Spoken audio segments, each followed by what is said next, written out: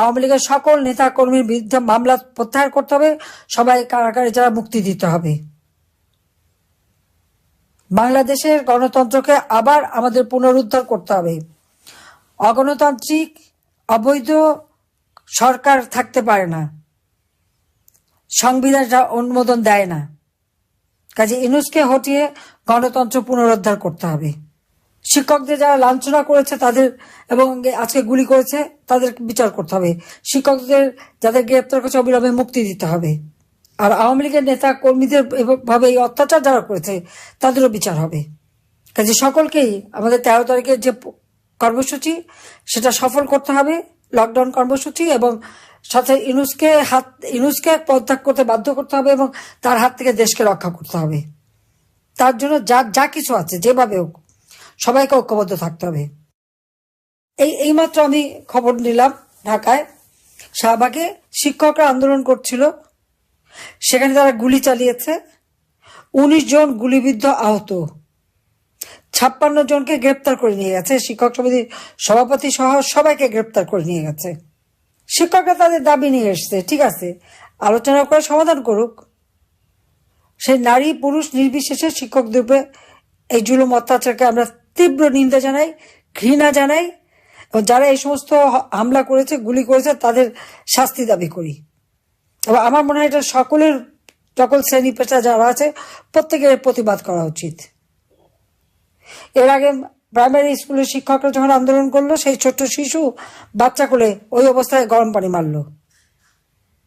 মাদ্রাসার শিক্ষকরা আন্দোলন করলো, সেখানে গুলি করে 2টা লাশ গুম করে ফেললো। এই যে মুন্সিগঞ্জে আমাদের এক নেতা বললেন তার ছেলেকে ধরে নিয়ে গেছে আর তার লাশটাও পেল না, তাকে গুম করে ফেলেছে। আজকে আবু সাইদ থেকে শুরু করে যতগুলি হত্যাকাণ্ড ঘটেছে এগুলি তো ইউনূসের মেটিকুলাস ডিজাইনের মাধ্যমে করা।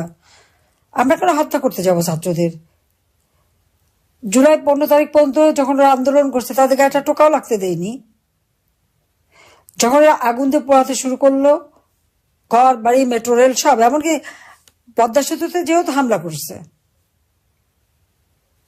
ফ্লাইওভার, বিটিভি ভবন, সেতু ভবন, সড়ক ভবন সব নাকি আমি করিয়েছি। তা আমি যদি করাই তাহলে এই যে তাদের সমন্বয়ক, তারপরে শিবিরের এবং জামাতের নেতা, ঢাকা দক্ষিণের জামাতের সেক্রেটারি তো বলেই দিল যে গণভবনকে তারা আসতে চেয়েছিল আমাকে টার্গেট করে, কারণ আমাকে না মারলে নাকি তাদের ক্ষমতায় থাকা যাবে না। সেই উদ্দেশ্যে আসছে, সে স্পষ্ট বলে দিচ্ছে। আর বিভিন্ন ভবনে যে আগুন দিয়েছে বা জ্বালিয়েছে, বিটিভি ভবন যে জ্বালানো, সে তো যেই খুব গর্ব করে বললো যে সে কোথায় কিভাবে আগুন দিয়েছে। আর এক সমন্বয়ক বললো মেট্রো রেল আর আগুন দেওয়া।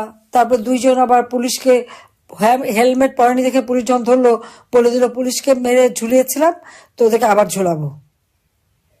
তাহলে যারা করছে তারাই তো গর্বভরে বলে যাচ্ছে, আর বলার সুযোগটা দিয়েছে এই জন্য যে এদেরকে ইন্ডেমনিটি, দায় মুক্তি দেওয়া হয়েছে। এইরকম অরাজকতা দেশে কেউ দেখেনি।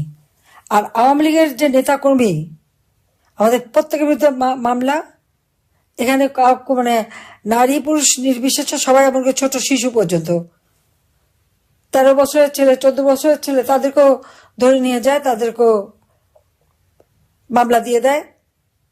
আর লেখাপড়া তো করতেই দিচ্ছে না, কাউকে পড়াশোনা করতে দেবে না, পরীক্ষা দিতে দেবে না। আওয়ামী লীগ হয়েছে থেকে পড়াশোনা করতে দেবে না। জাতির পিতা বঙ্গবন্ধু শেখ মুজিবুর রহমানের নেতৃত্বে এই দেশ স্বাধীন হয়েছে। তিনি স্বাধীন করেছিলেন বলেই আজকে সবাই এই বিভিন্ন পদে বসতে পেরেছে। আর সেখানে আজকে সেই দল, যে দল সারা জীবন সংগ্রাম করে, রক্ত দিয়ে, জেল জুলুম অত্যাচার সহ্য করে এই দেশটাকে স্বাধীন করলো, সেই দলই থাকতে দেবে না। আওয়ামী লীগ ভেসে আসা দল না, আওয়ামী লীগ জনগণের ভোটে নির্বাচিত রাজনৈতিক দল এবং বারবার নির্বাচিত হয়ে সরকার গঠন করেছে। ইউনূসের মধ্যে ওই ডাকাতি করে জঙ্গিদের নিয়ে, খুনি, হত্যাকারী, ডাকাতি, এদেরকে নিয়ে ক্ষমতায় আসে নাই। ক্ষমতা দখল করে নিয়ে সে ভেবেছে দুনিয়াটা একেবারে যেন পাকা একটা কমলা লেবু ছিঁড়ে ছিঁড়ে খাবে। সেটা আর হচ্ছে না, এখন সব দরজা বন্ধ। আর তার রাষ্ট্র পরিচালনার কোনো যোগ্যতাই নাই, চরম একটা অপদার্থ। আজকে অর্থনৈতিকভাবে, সামাজিকভাবে, সাংস্কৃতিকভাবে সবভাবে দেশটা ধ্বংস করছে।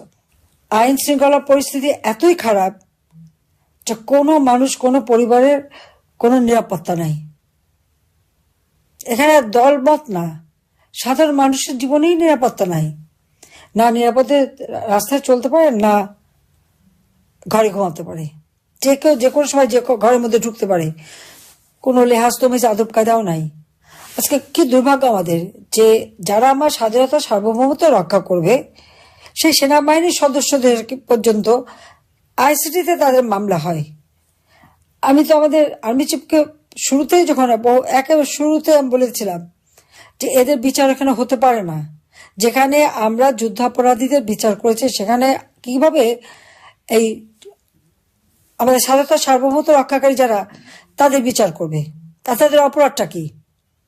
আর্মি ডিপ্লয় করা হয়েছে, উপর থেকে যা হুকুম দিয়েছে তারা তাই করছে, তাদের বিরুদ্ধে কেন মামলা হবে? আর এতজন আর্মি অফিসার একসাথে মামলা করা, যদি কেউ অপরাধ করে সেনা আইন আছে, সেনা আইনে বিচার হবে। শুধু তাই না, যারা বিভিন্ন পদে ছিল, অতীতেও যারা ছিল, তাদের সবার বিরুদ্ধে মামলা, সবার পাসপোর্ট বাতিল, ইত্যাদি ইত্যাদি। পুলিশে তো মেরে পা বেঁধে ঝুলিয়ে ঝুলিয়ে থানা 460টা থানায় আগুন দিয়ে পুড়িয়ে পিটিয়ে মেরে পা বেঁধে ঝুলিয়ে তাদেরকে ধ্বংস করেছে। এখন অবৈধ অস্ত্র ছড়াছড়ি, এবং এই অবৈধ অস্ত্র কত মানুষের হাতে। কয়েকটা মানে শিক্ষা প্রতিষ্ঠান এবং মাদ্রাসা আছে যেখানে তার অস্ত্রের ভান্ডার।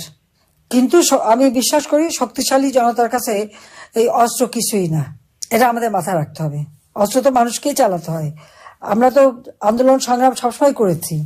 হ্যাঁ, আজকে আমাদের সকলের একেবারে অর্থনৈতিকভাবে পঙ্গু করে দেওয়ার জন্য ঘর বাড়ি লুটপাট, আগুন দিয়ে পোড়ানো, অফিস, ব্যবসা প্রতিষ্ঠান, খামারের মাছ, মুরগি, গরু, হাঁস সব দিকে ফলে বা সবই ধ্বংস করে দিয়ে আওয়ামী লীগের নেতাকর্মীদের অর্থনৈতিকভাবে পঙ্গু করে দেওয়া হচ্ছে।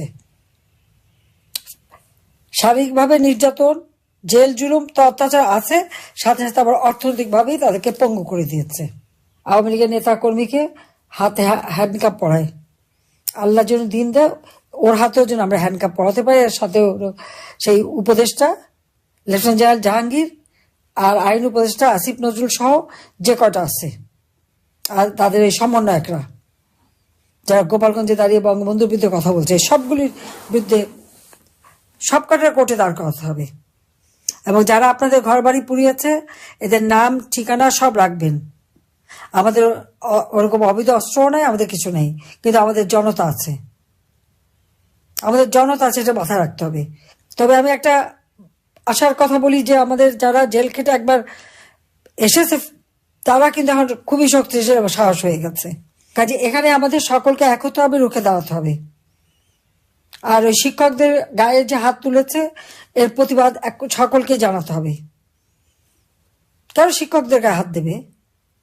লেখাপড়ার ব্যবস্থা তো শেষ করে দিয়েছে, ছাত্রছাত্রীদের দিয়ে শিক্ষকদের অপমান করিয়েছে, তাদেরকে পড়া থেকে বাধ্য করেছে। এরকম অপমান আমরা জীবনে দেখিনি যে এই শিশুরা যা করলো, ছেলেরা যা করলো, সে ইউনিভার্সিটি হোক আর স্কুল হোক। এই সমস্ত ছেলে মেয়েদের ভবিষ্যৎটা কি? ভবিষ্যৎটা শেষ। আমি জানি না বাবা মা এগুলি দেখে কিনা। যাক, আমি এটাই বলবো যে আজকে দেশটাকে একেবারে ইনুস শেষ পর্যায়ে নিয়ে গেছে। অর্থনীতি, রাজনীতি, মানুষের জীবন মান সব ধ্বংস করে দিয়েছে। কাজে আমার একটা কথা, এই সেনা কর্মকর্তা তাদের বিচার এই আইসিটিতে হতে পারে না, এটা বন্ধ করতে হবে। আওয়ামী লীগের সকল নেতা কর্মীর বিরুদ্ধে মামলা প্রত্যাহার করতে হবে, সবাই কারাগারে যারা মুক্তি দিতে হবে। বাংলাদেশের গণতন্ত্রকে আবার আমাদের পুনরুদ্ধার করতে হবে। অগণতান্ত্রিক অবৈধ সরকার থাকতে পারে না, সংবিধান অনুমোদন দেয় না। কাজে ইনুসকে হটিয়ে গণতন্ত্র পুনরুদ্ধার করতে হবে। শিক্ষকদের যারা লাঞ্ছনা করেছে তাদের এবং আজকে গুলি করেছে তাদের বিচার করতে হবে। শিক্ষকদের যাদের গ্রেপ্তার করেছে অবিলম্বে মুক্তি দিতে হবে। আর আওয়ামী লীগের নেতা কর্মীদের এভাবে এই অত্যাচার যারা করেছে তাদেরও বিচার হবে। কাজে সকলকেই আমাদের 13 তারিখের যে কর্মসূচি সেটা সফল করতে হবে, লকডাউন কর্মসূচি, এবং সাথে ইউনুসকে পদত্যাগ করতে বাধ্য করতে হবে এবং তার হাত থেকে দেশকে রক্ষা করতে হবে। তার জন্য যা কিছু আছে যেভাবে হোক সবাইকে ঐক্যবদ্ধ থাকতে হবে। আর যাদের কাছে অবৈধ অস্ত্র আছে সেই অস্ত্র উদ্ধার করতে হবে। এবং সারা বাংলাদেশের মানুষকে আমি আহ্বান করব যে আপনাদের উপর যারা জুলুম করছে, অত্যাচার করেছে, তাদেরও ঘর বাড়ি আছে, ব্যবসা প্রতিষ্ঠান আছে, সবই আছে। আর যে সমস্ত পুলিশের যারা আজকে নির্যাতন চালায় তাদেরও তো আগামী দিনে চাকরি করতে হবে, সেই জন্য তারা মনে রাখে, এবং তাদেরও পরিবার পরিজন আছে। ওরা তো মেরে পা বেঁধে ঝুলিয়েছে, বলেছে আগামীতেও ঝুলাবে। তো যারা পা বেঁধে ঝুলাতে চায় ওই তাদের দাবিদারি করবে তারা। তাই এদের ভবিষ্যৎটা কি? কাজে সবাইকে আজকে ঐক্যবদ্ধ হয়ে নামতে হবে, কারণ এইভাবে একটা দেশকে ধ্বংসের দিকে আমরা যেতে দিতে পারি না। সবাই ভালো থাকবেন, সুস্থ থাকবেন, এবং কর্মসূচি বাস্তবায়ন করবার জন্য যা যা করার তাই করতে হবে। কারণ মুন্সিগঞ্জ একটা গেটওয়ে, এটা মাথায় রাখতে হবে। তো সবাইকে আমি ধন্যবাদ জানাই। ইনশাল্লাহ জনতার জয় হবেই হবে। এর থেকেও খারাপ অবস্থা আমরা সবসময় আন্দোলন করেছি, সবসময় আমরা সফলতা নিচ্ছি, গণতন্ত্র প্রতিষ্ঠা করেছি, বাংলাদেশের মানুষের আর্থসামাজিক উন্নতি আমরা করে এটা আমরা দেখেছি যে একমাত্র আওয়ামী লীগই পারে এই দেশের উন্নতি করতে, আর কেউ পারে না। একমাত্র আওয়ামী লীগই পারে এবং আওয়ামী লীগই পারবে।